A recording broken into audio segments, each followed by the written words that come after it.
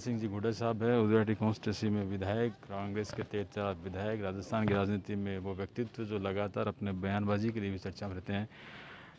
विधायक साहब, सरकार आपने बचा ली है, जिस तरीके से मुँह गोई से आप आगे रहे और जो आक्रामकता रही, कहीं ना कहीं चर्चा में आप पूरे प्रदेश में हैं। क्या मानते हैं कि जो आपकी मेहनत थी वो जल्द परिणाम के रूप में सत्ता में भागीदारी के रूप में देखने को मिलेगी? ये कोई इश्यू ही नहीं है। इश्यू ये था कि लोकतांत्रिक तरीके से जनता की चुनी हुई सरकार को जिस तरीके से अलग अलग स्टेटों में, कर्नाटक में, गोवा में, मध्य प्रदेश में, दिल्ली के नेताओं ने गिराने का कुकृत्य किया, लोकतंत्र को ख़त्म करने का काम किया। राजस्थान में लोकतंत्र बचाने की लड़ाई थी और उस लड़ाई के अंदर हमारी महत्वपूर्ण भूमिका रही और इसके लिए मैं मुख्यमंत्री जी को भी दाद देता हूँ, हमारे सारे विधायक साथियों को भी देता हूँ, जनता का भी उसके अंदर बहुत बड़ा सहयोग था। और एक अहम के खिलाफ, एक घमंड के खिलाफ और एक प्रकार की तानाशाही के खिलाफ ये जो मुहिम चला रखी थी कि एक विचार के अलावा दूसरे विचार की सरकारें रह ही नहीं सकती, उसका राजस्थान की इस वीर भूमि से करारा जवाब दिया गया।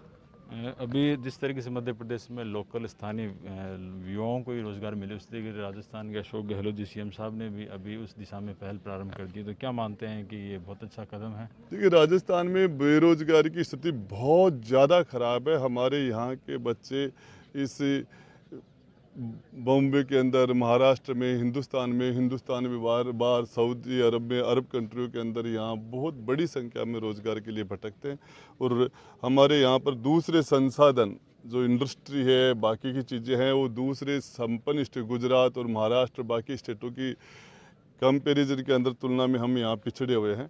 तो हमारा ये मुख्यमंत्री जी का ये साहसिक कदम है और इसके लिए हमने सीएम साहब को इसके लिए बार बार से मुख्यमंत्री जी को कहा था, इस साहसिक कदम के लिए कि राजस्थान की नौकरियों में राजस्थान के युवाओं को प्राथमिकता हो, ये शानदार जो फैसला मुख्यमंत्री जी ने किया, उनको साधुवाद देता हूँ, उनको धन्यवाद देता हूँ और ये राजस्थान के नौजवानों के हित के लिए मील का पत्थर साबित होगा। जिस तरीके से बीते रोज़ तमाम व्यवस्थाओं पर जो खर्चा है उसको कम करते हुए सरकार ने नए फैसले लिए हैं, तो ये माना जाए क्या आने वाले दिनों में इस मुहिम के रूप में जिस तरीके से मंत्रिमंडल है वो काफ़ी लंबा आगे तक जाएगा, पंचायत चुनाव या उससे भी आगे जाए?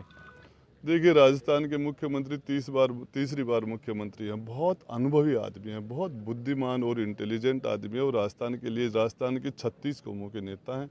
और इस मामले के अंदर ये जो डिसीजन है मुख्यमंत्री जी का फैसला है और ये मुख्यमंत्री जी के कार्य क्षेत्र के अंदर किसी भी व्यक्ति को, चाहे कोई भी हो, उसको इसके अंदर अतिक्रमण नहीं करना चाहिए। पंचायत चुनाव के संदर्भ में कल चुनाव निर्वाचन आयोग ने कुछ इस तरह का इशारा किया है कि शायद सितंबर, जिस तरह सुप्रीम कोर्ट का आदेश है 15 अक्टूबर के पहले चुनाव हो, तो माने कि 15 अक्टूबर के पहले चुनाव होने जा रहे हैं, ग्रामीण अंचल में सरपंच या जो पंचायत समिति चेहरे तैयार हो जाएं?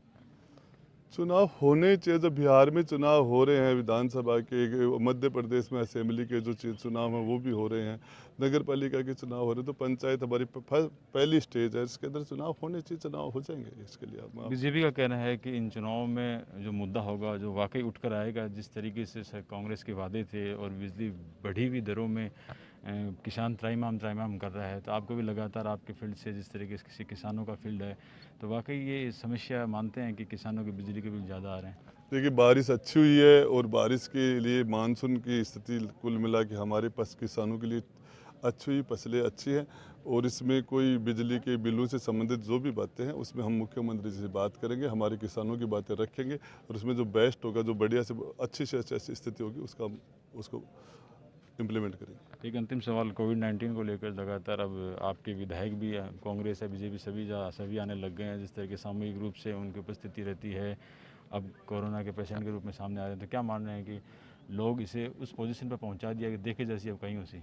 नहीं, मैं जहाँ तक सोचता हूँ यहाँ कोरोना की जो स्थिति है उसमें हमारे ग्रामीण क्षेत्र के अंदर तो लोगों की ह्यूमिनिटी भी काफ़ी अच्छी है, लोग इस डर से तो बाहर आ गए, लोगों में सावधानियाँ भी हैं जहाँ तक मैं समझता हूँ। और मेरी नज़र में तो ये कोरोना कमज़ोर पड़ गया हमारे लोगों की ह्यूमिनिटी के सामने।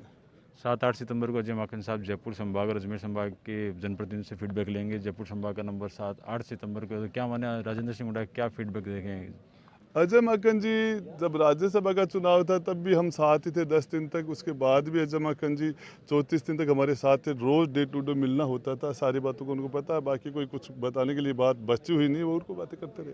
तो हमारे साथ ये राजन सिंह गुड्डा जो